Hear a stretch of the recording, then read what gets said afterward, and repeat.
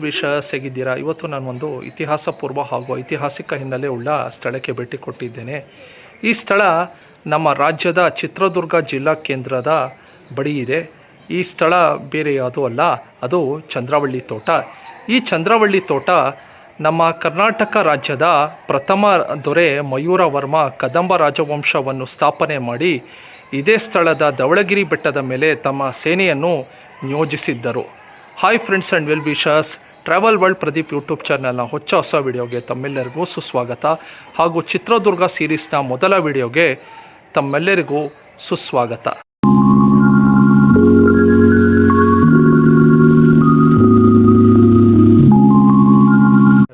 ಈ ಬಂಡೆ ಹುಲಗುಂದಿ ಸಿದ್ದೇಶ್ವರ ಸ್ವಾಮಿ ದೇವಾಲಯಕ್ಕೆ ಹೊಂದ್ಕೊಂಡಂಗಿದೆ. ಈ ಬಂಡೆ ಮೇಲೆ ನಮ್ಮ ಕರ್ನಾಟಕ ರಾಜ್ಯದ ಮೊದಲ ದೊರೆ ಮಯೂರ ವರ್ಮ ತಮ್ಮ ಕದಂಬ ರಾಜವಂಶವನ್ನು ಸ್ಥಾಪನೆ ಮಾಡೋದಲ್ಲದೆ ಇದೇ ಸ್ಥಳದಲ್ಲಿ ಧವಳಗಿರಿ ಬೆಟ್ಟದ ಮೇಲೆ ತಮ್ಮ ಸೇನೆಯನ್ನು ನಿಯೋಜಿಸೋದಲ್ಲದೆ ಇದೇ ಸ್ಥಳದಲ್ಲಿ ಚಂದ್ರವಳ್ಳಿ ಕೆರೆಯನ್ನು ಸ್ಥಾಪಿಸಿರೋದರ ಬಗ್ಗೆ ಈ ಬಂಡೆಯ ಕೆತ್ತನೆ ಮೂಲಕ ವಿವರಿಸಿದ್ದಾರೆ.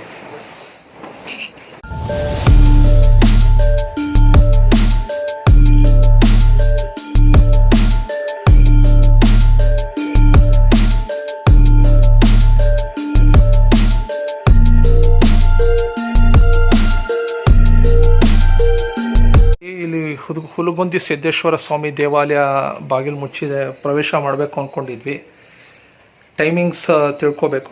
ಟೈಮಿಂಗ್ಸ್ ಎಷ್ಟು ಗಂಟೆ ಇದು? 9:30 10 ಗಂಟೆ. ಭಾನುವಾರ ಮಾತ್ರ ಪೂಜೆ. ಓಕೆ. ಇದು ಆ ಕಡೆ ಒಂದು ಹೂ ಬೆಳೆದಿರೋದು ನೀವು ನೋಡ್ಬೋದು ಮರದ ಮೇಲೆ. ಹಾಗೂ ಈ ಕೆರೆ ನಿರ್ಮಾಣ ಮಾಡಿದ್ದು ಕದಂಬ ರಾಜವಂಶದ ಮೊದಲ ದೊರೆ ಮಯೂರ ವರ್ಮ. ಹಾಗೂ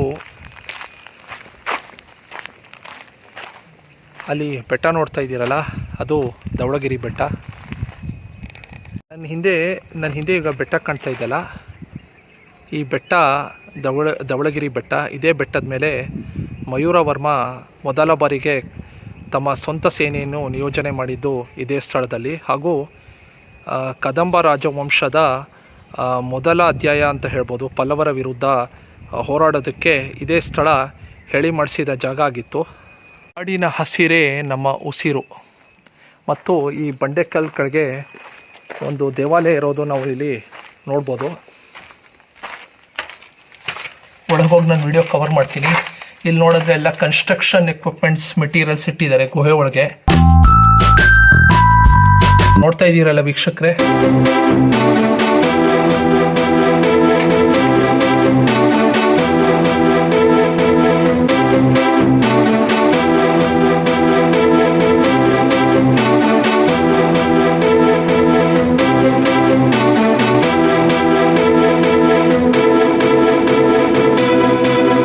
ಈ ಪ್ರವಾಸಿ ಸ್ಥಳಕ್ಕೆ ಭೇಟಿ ನೀಡೋ ಪ್ರವಾಸಿಗರಿಗೆ ಚಂದ್ರವಳ್ಳಿ ಗುಹೆಯ ಬಗ್ಗೆ ಮಾಹಿತಿ ಗೊತ್ತಾಗಲಿ ಅಂತ ನಮ್ಮ ರಾಜ್ಯದ ಪ್ರವಾಸೋದ್ಯಮ ಇಲಾಖೆಯವರು ಚಂದ್ರವಳ್ಳಿ ಗುಹೆಯ ಬಗ್ಗೆ ಮಾಹಿತಿಯನ್ನು ಈ ಬೋರ್ಡಲ್ಲಿ ಮೆನ್ಷನ್ ಮಾಡಿರ್ತಾರೆ.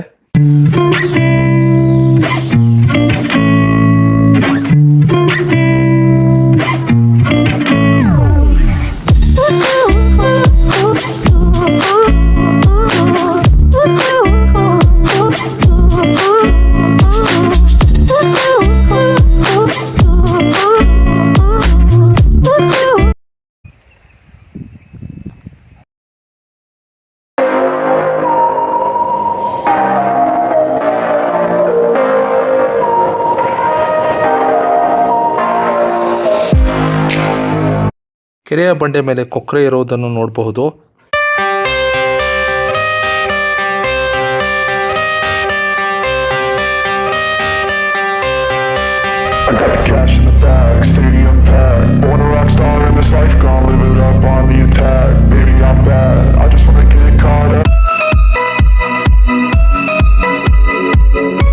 ಚಂದ್ರವಳ್ಳಿ ಕೆರೆ ಅಭಿವೃದ್ಧಿ ಅಂತ ಬೋರ್ಡ್ ಹಾಕಿದ್ದಾರೆ. ಇಲ್ಲಿ ನೋಡಿದ್ರೆ ಯಾರೋ ಒಬ್ರು ಪೋಸ್ಟರ್ ಹಾಕಿದ್ದಾರೆ ಅದ್ರ ಮೇಲೇ. ಇದ್ರ ಬಗ್ಗೆ ಏನು ಅನ್ಬೇಕು ಅನ್ನೋದು ನಿಜವಾಗ್ಲೂ ನನಗಂತೂ ಗೊತ್ತಿಲ್ಲ.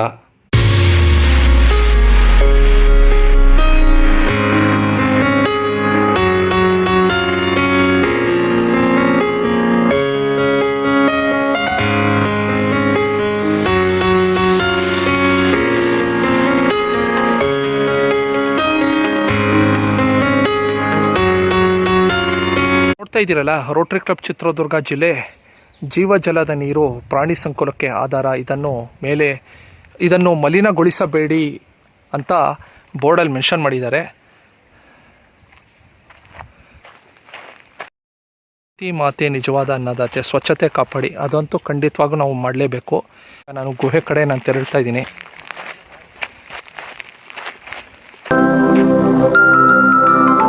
ಇಲ್ಲಿ ಒಂದಷ್ಟು ಎಮ್ಮೆಗಳು ಮೇಯ್ತಾ ಇರೋದು ನೀವು ಇಲ್ಲಿ ನೋಡಬಹುದು.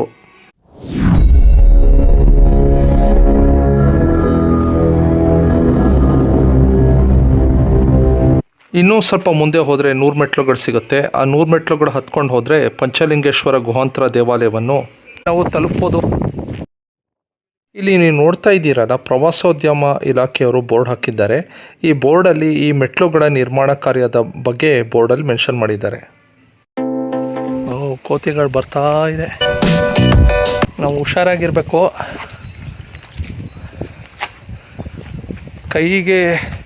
ಕೈಯಲ್ಲೇನೋ ವಸ್ತು ಇದ್ದರೆ ಕಿತ್ಕೊಂಡು ಹೋಗೋದ್ರಲ್ಲಿ ಅನುಮಾನನೇ ಇಲ್ಲ ಈ ಕೋತಿಗಳು. ಈ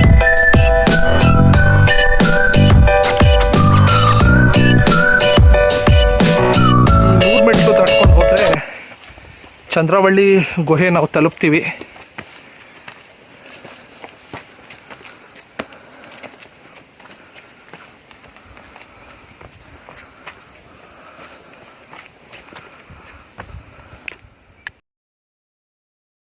ಇಲ್ಲಿ ನೀವು ನೋಡ್ತಾ ಇರೋದು ಪಂಚಲಿಂಗೇಶ್ವರ ದೇವಾಲಯ. ಇದು ಒಂದು ಗುಹಾಂತರ ದೇವಾಲಯವಾಗಿದ್ದು, ಈ ದೇವಾಲಯದಲ್ಲಿ ಪಾಂಡವರು ತಮ್ಮ ಅಜ್ಞಾತವಾಸದಲ್ಲಿ ಇರಬೇಕಾದ್ರೆ 5 ಶಿವಲಿಂಗಗಳನ್ನು ಇಲ್ಲಿ ಪ್ರತಿಷ್ಠಾಪನೆ ಮಾಡಿರ್ತಾರೆ. ಅದು ದ್ವಾಪರ ಯುಗದ ಸಮಯದಲ್ಲಿ. 15ನೇ ಶತಮಾನದಲ್ಲಿ ಬೆಳಗಾವಿಯ ಅಂಕಲಿಯಿಂದ ಪರದೇಶಪ್ಪ ಸ್ವಾಮೀಜಿಯವರು ಇಲ್ಲಿಗೆ ಬಂದು 4 ಶಿವಲಿಂಗಗಳನ್ನು ಪ್ರತಿಷ್ಠಾಪನೆಯನ್ನು ಮಾಡಿರ್ತಾರೆ. ದೇವಾಲಯ ನವಲಿಂಗೇಶ್ವರ ದೇವಾಲಯ ಅಂತ ಕರೆಸ್ಕೊಂಡ್ರೂ ಕೂಡ ಪಂಚಲಿಂಗೇಶ್ವರ ಹೆಸರಿನಿಂದ ಪ್ರಖ್ಯಾತಿಯನ್ನು ಪಡೆದಿದೆ. ಇಲ್ಲಿ ನೀವು ಫಸ್ಟು 3 ಶಿವಲಿಂಗಗಳು ನೋಡ್ತಿದ್ದೀರಲ್ಲ, ಮತ್ತು ಇಲ್ಲಿ 2 ಶಿವಲಿಂಗಗಳು ನೋಡ್ತಿದ್ದೀರಲ್ಲ, ಇದು ದ್ವಾಪರ ಯುಗದಲ್ಲಿ ಪಾಂಡವರು ಅಜ್ಞಾತವಾಸದಲ್ಲಿದ್ದಾಗ ಪ್ರತಿಷ್ಠಾಪನೆ ಮಾಡಿರೋ ಶಿವಲಿಂಗಗಳು. ಮತ್ತು ಇಲ್ಲಿ ನಂದಿ ವಿಗ್ರಹವನ್ನು ನೋಡ್ಬೋದು.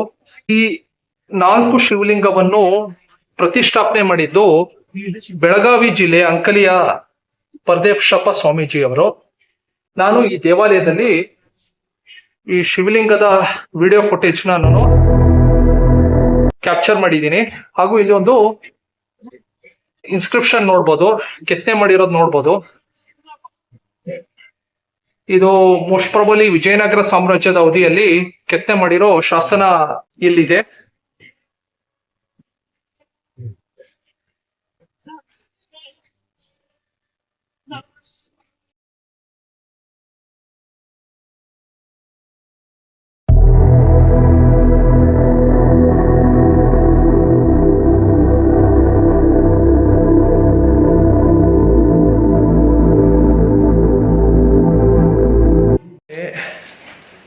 ನೋಡಿ,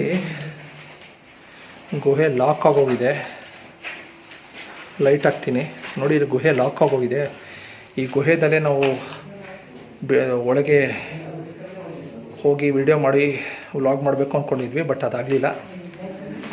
ಇಲ್ಲಿ ಇದು ನೋಡಿದ್ರೆ ಇದು 2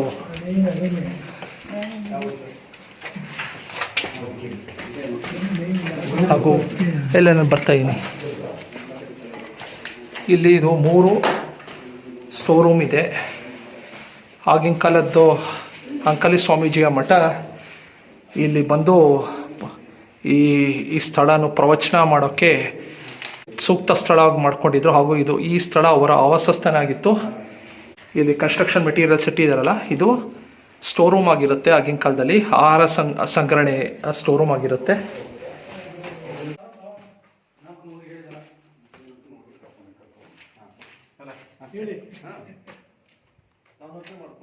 ಡಿಸ್ಟ್ರಿಕ್ಟ್ ಅಂಕಲಿಂದ ಬಂದ್ಬಿಟ್ಟು ಪರದೇಶಪ್ಪ ಸ್ವಾಮೀಜಿ ಅಂತ ಹೇಳ್ಬಿಟ್ಟು ಈ ಒಳಗಡೆ ತಪಸ್ ಮಾಡ್ಕಂತ ಈ ರಾಜರಿಗೆಲ್ಲ ಸಲ ಹೇಳ್ಕೊಂತಿದ್ರು. ಅದಕ್ಕೆ ಅಂಕಲಿಗೆ ಮಠ ಅಂತ ಹೇಳ್ತಾರೆ. ಇದು ಫಸ್ಟ್ ರಾಜರು ಬಂದ ಸೆಕೆಂಡ್ ಸ್ವಾಮೀಜಿ ಅವರಲ್ಲಿ.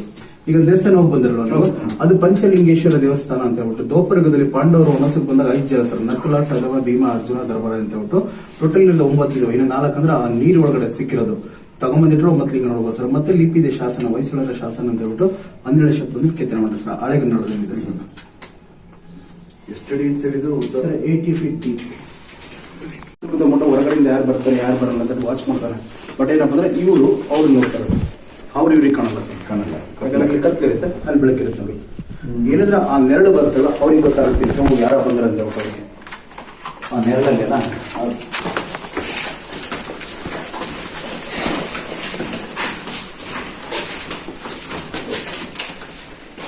ಸರ್ ಇದು ಎರಡನೇ ಬಾಗಿಲು, ಗಣೇಶನ ಬಾಗಿಲು ಅಂತ ಹೇಳ್ಬೋದು. ಗಣೇಶನ ಬಾಗಿಲು ಅಂದ್ರೆ ಯಾವುದೇ ವಿಘ್ನ ಲೋಪ ಬರಬಾರ್ದು. ಮೊದಲೇ ಪೂಜೆ ಗಣೇಶ ಮಾಡ್ತಾರಲ್ವಾ, ನೋಡ್ರಿ ಗಣೇಶನ ಕೆತ್ತನೆ ನೋಡ್ರಿ, ಅದಕ್ಕೆ ಗಣೇಶನ ಬಾಗಿಲು ಇರುತ್ತೆ. ಕೆಳಗಡೆ 9 ಮೆಟ್ಲು ಬರ್ತದೆ ಸರ್, 4 ಮೆಟ್ಲು ಸರ್. ಆ ಕಡೆ ಕಳಸ ನೋಡಿ ಸ್ವಾಗತ ಕೊಡ್ಲಿಕ್ಕೆ ವೆಲ್ಕಮ್ ಮಾಡಲಿಕ್ಕೆ ಪೂರ್ಣ ಕಳಸೋದು ಕೆತ್ತನೆ ಮಾಡಿದ್ದಾರೆ ಸರ್. ಇದೇನು ನೋಡ್ತಿದ್ವಿ ಮುಂದೆ ಮಂಟಪ ತೆಗೆದಿಲ್ಲ. ಈ ಬಂಡೆ ಕೆಳಗಡೆ ಹೋಗುತ್ತೆ ಸರ್, ಒಂದೇ ಸ್ಟೋನ್, ಬಿಗ್ ಸ್ಟೋನ್ ಸರ್ ನೋಡಿ. ಈ ಕಲ್ ಬೇರೆ, ಈ ಸ್ಟೋನ್ ಬೇರೆ.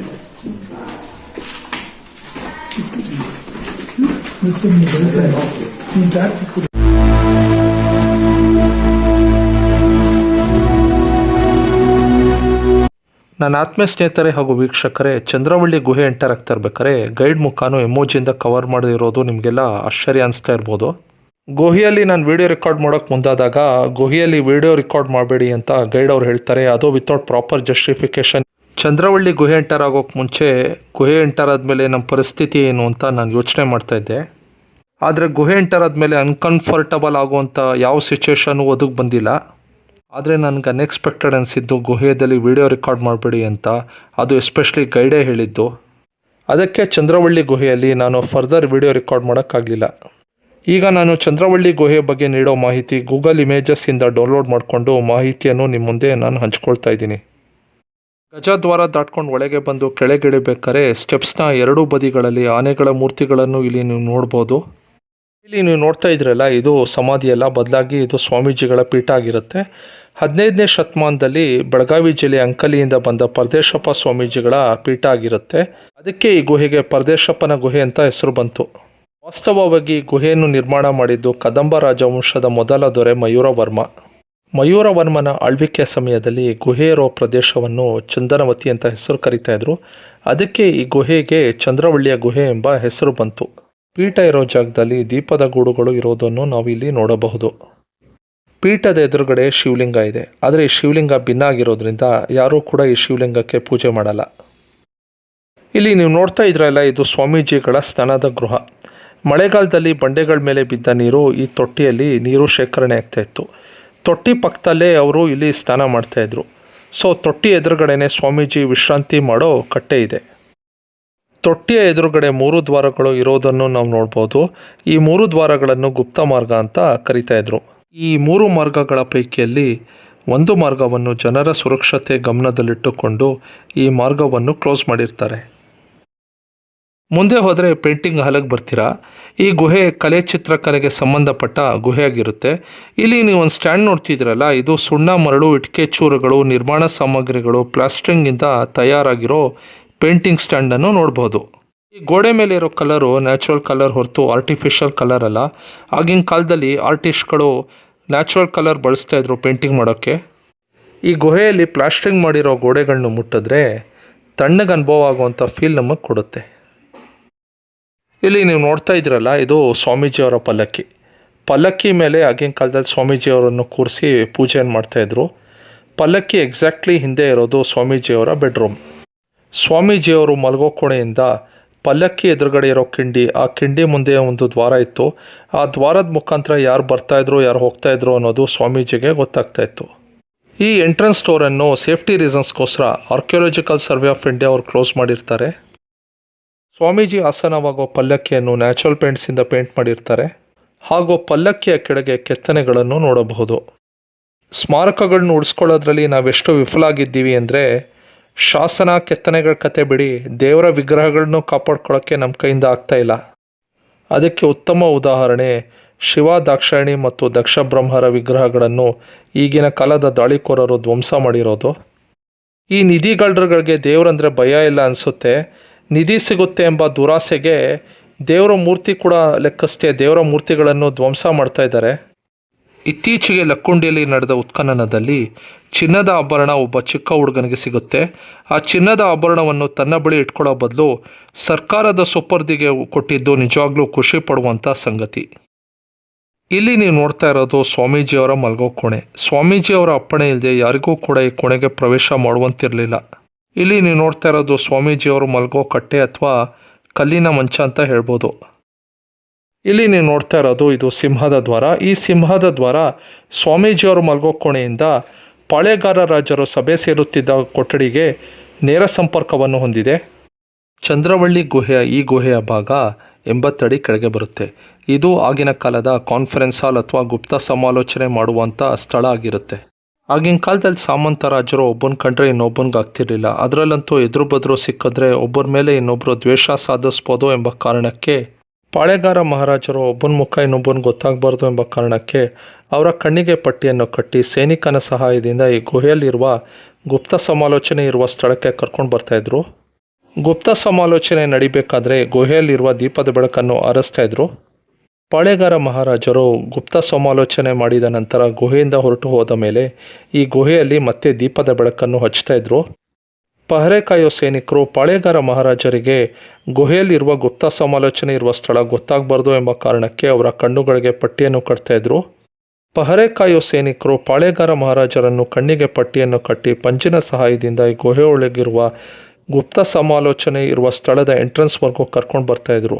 ಗುಪ್ತ ಸಮಾಲೋಚನೆ ನಡೆಯುವ ಸಂದರ್ಭದಲ್ಲಿ ಹಾಲಲ್ಲಿರುವ ದೀಪದ ಬೆಳಕನ್ನು ಹಾರಿಸ್ತಾ ಇರೋ ಉದ್ದೇಶ ಪಾಳೆಗಾರ ಮಹಾರಾಜರು ಒಬ್ಬನ ಮುಖ ಇನ್ನೊಬ್ಬನ ನೋಡಬಾರ್ದು ಎಂಬ ಕಾರಣಕ್ಕಾಗಿ. ಚಂದ್ರವಳ್ಳಿ ಗುಹೆಯ ಗುಪ್ತ ಸಮಾಲೋಚನೆಯ ಸ್ಥಳದಲ್ಲಿರುವ ದೀಪದ ಗೂಡು ಇದಾಗಿದೆ. ಇಲ್ಲೊಂದು ದ್ವಾರ ಇದೆಯಲ್ಲ, ಈ ದ್ವಾರದ ಎದುರುಗಡೆ ರಾಜರ ಮಕ್ಕಳು ವಿದ್ಯೆ ಕಲಿಯೋಕೆ ಅಂತ ಗುರುಕುಲ ಇತ್ತು. ದ್ವಾರದ ಎಡಬದಿಯಲ್ಲಿ ಸರಸ್ವತಿಯ ವಾಹನ ಹಂಸವಾದರೆ ಬಲಬದಿಯಲ್ಲಿ ಸುಬ್ರಹ್ಮಣ್ಯ ಸ್ವಾಮಿಯ ವಾಹನ ನವಿಲಿನ ಕೆತ್ತನೆಯನ್ನು ನೋಡಬಹುದು. ಈ ದ್ವಾರದೊಳಗೆ ಸುಬ್ರಹ್ಮಣ್ಯ ಸ್ವಾಮಿಯ ವಿಗ್ರಹವಿತ್ತು.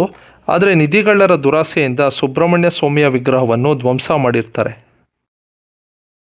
ನನ್ನ ಆತ್ಮೀಯ ಸ್ನೇಹಿತರೆ ಹಾಗೂ ವೀಕ್ಷಕರೇ, ಚಂದ್ರವಳ್ಳಿ ಗುಹೆಯ ಎಂಟ್ರೆನ್ಸ್ ಗೇಟ್ ಬಳಿ ಇರುವ ನಂದಿ ಆಲಯದ ಗರ್ಭಗುಡಿಯನ್ನು ನೀವು ನೋಡ್ತಾ ಇದ್ದೀರಾ. ಗರ್ಭಗುಡಿಯಲ್ಲಿ ನಂದಿ ವಿಗ್ರಹವಿಲ್ಲ ಅಂತ ನಿಮಗೆಲ್ಲ ಆಶ್ಚರ್ಯ ಆಗ್ತಾ ಇರ್ಬೋದಲ್ಲ. ಗೈಡಿಂದ ಗೊತ್ತಾದ ವಿಷಯವೇನೆಂದರೆ, ನಿಧಿ ಸಿಗುತ್ತೆ ಎಂಬ ದುರಾಸೆಯಿಂದ ನಿಧಿಗಳ್ಳರು ನಂದಿ ವಿಗ್ರಹವನ್ನು ಧ್ವಂಸ ಮಾಡಿರ್ತಾರೆ. ನಂದಿ ಆಲಯದ ಪಕ್ಕದಲ್ಲೇ ಒಂದು ಡೋರ್ ಇದೆ. ಆ ಡೋರ್ ಮುಖಾಂತರ ನಾವು ಎಂಟ್ರಿ ಕೊಟ್ಟರೆ ನಾವು ಪಾಕಶಾಲೆಗೆ ಎಂಟ್ರಿ ಕೊಡ್ತೀವಿ. ಅಂಕಲಿ ಮಠದ ಪರದೇಶಪ್ಪ ಸ್ವಾಮೀಜಿಯವರು ಈ ಪಾಕಶಾಲೆಯನ್ನು ನಿರ್ಮಾಣವನ್ನು ಮಾಡಿರ್ತಾರೆ.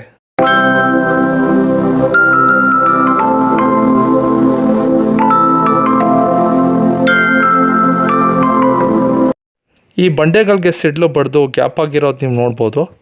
ಈ ಎರಡು ಬಂಡೆಗಳ ಆಕಾರವನ್ನು ನೆನೆಸ್ಕೊಂಡಾಗ ಶಿವಲಿಂಗದ ಮೇಲೆ ಹಾವು ಹೆಡೆ ಇಟ್ಟಿರೋದು ನಾವು ನೋಡ್ಬೋದು. ಮತ್ತೊಂದು ಕಡೆ ಶಿವಲಿಂಗದ ಮೇಲೆ ಹಾವು ಬದಲು ಗರುಡ ಇರೋದನ್ನು ನಾವು ಗಮನಿಸ್ಬೋದು. ಅದಕ್ಕೆ ಪ್ರವಾಸಿಗರು ಮತ್ತು ಸ್ಥಳೀಯ ಜನರು ಈ ಬಂಡೆಗೆ ಗರುಡ ನಾಗಲಿಂಗೇಶ್ವರ ಅಂತ ಕರೀತಾರೆ. ಇಲ್ಲಿ ನೀವು ನೋಡ್ತಾ ಇದ್ರಲ್ಲ, ಅಂಕಲಿ ಮಠದ ಸ್ವಾಮೀಜಿಯಾದ ಪರದೇಶಪ್ಪನವರು ಮೇಲೆ ಕೂತ್ಕೊಂಡು ಕೆಳಗೆ ನಿಂತಿದ್ದ ಭಕ್ತಾದಿಗಳಿಗೆ ಪ್ರವಚನವನ್ನು ನೀಡ್ತಾ ಇದ್ರು. ಚಂದ್ರವಳ್ಳಿ ಗುಹೆಯ ಈ ಸ್ಮಾರಕವು ಅರಣ್ಯ ವ್ಯಾಪ್ತಿಗೆ ಒಳಪಟ್ಟಿದೆ. ಈ ಚಾನೆಲ್ಗೆ ಇನ್ನೂ ಎಷ್ಟೋ ಜನ ಸಬ್ಸ್ಕ್ರೈಬ್ ಆಗಿಲ್ಲ. ನನ್ನ ಆತ್ಮೀಯ ಸ್ನೇಹಿತರೆ ಹಾಗೂ ಹಿತೈಷಿಗಳಿಗೆ ಒಂದು ಮನವಿ ಮಾಡ್ಕೊಳ್ಳೋದೇನೆಂದರೆ, ಈ ಚಾನಲನ್ನು ಹೆಚ್ಚು ಜನ ಸಬ್ಸ್ಕ್ರೈಬ್ ಆದಷ್ಟು ಹೊಸ ವಿಡಿಯೋಗಳನ್ನು ಹೊಸ ರೂಪಿನೊಂದಿಗೆ ಬರೋಕ್ಕೆ ನೀವೇ ನನಗೆ ಸ್ಫೂರ್ತಿ ಕೊಟ್ಟಂಗಾಗುತ್ತೆ ಅಂತ ಹೇಳ್ತಾ ಇವತ್ತಿನ ವಿಡಿಯೋ ಮುಗಿಸೋ ಸಮಯ ಬಂತು.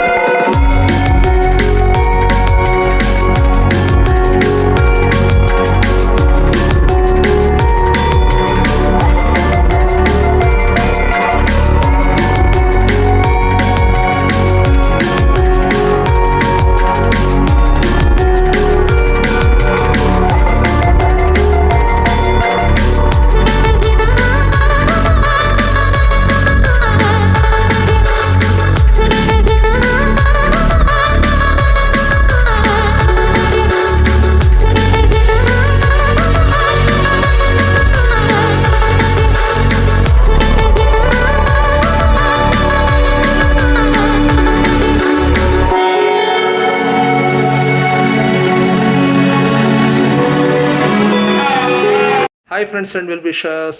ಚಿತ್ರದುರ್ಗ ಕೋಟೆಯ ಬಗ್ಗೆ ಪ್ರತ್ಯೇಕ ವಿಡಿಯೋ ಅತಿ ಶೀಘ್ರದಲ್ಲಿ ನನ್ನ ಯೂಟ್ಯೂಬ್ ಚಾನಲ್ನಲ್ಲಿ ನಾನು ಅಪ್ಲೋಡ್ ಮಾಡ್ತಾ ಇದ್ದೀನಿ. ಇವತ್ತಿನ ವಿಡಿಯೋದಲ್ಲಿ ನಾನು ಚಂದ್ರವಳ್ಳಿ ತೋಟದ ಬಗ್ಗೆ ಮಾಹಿತಿಯನ್ನು ನಿಮ್ಮ ಮುಂದೆ ಹಂಚ್ಕೊಂಡಿರ್ತೀನಿ. ಈ ವಿಡಿಯೋ ನಿಮ್ಗೆ ಇಷ್ಟ ಆಗಿದ್ರೆ ಈ ವಿಡಿಯೋವನ್ನು ಲೈಕ್ ಅಂಡ್ ಶೇರ್ ಮಾಡಿ, ಹಾಗೂ ಚಾನಲ್ ಸಬ್ಸ್ಕ್ರೈಬ್ ಯಾರು ಮಾಡಿಲ್ವೋ ಅತಿ ಶೀಘ್ರದಲ್ಲಿ ನನ್ನ ಚಾನಲ್ ಸಬ್ಸ್ಕ್ರೈಬ್ ಮಾಡಿ ಅಂತ ಕೇಳ್ಕೊಳ್ತಾ, until then with lots of love, bye.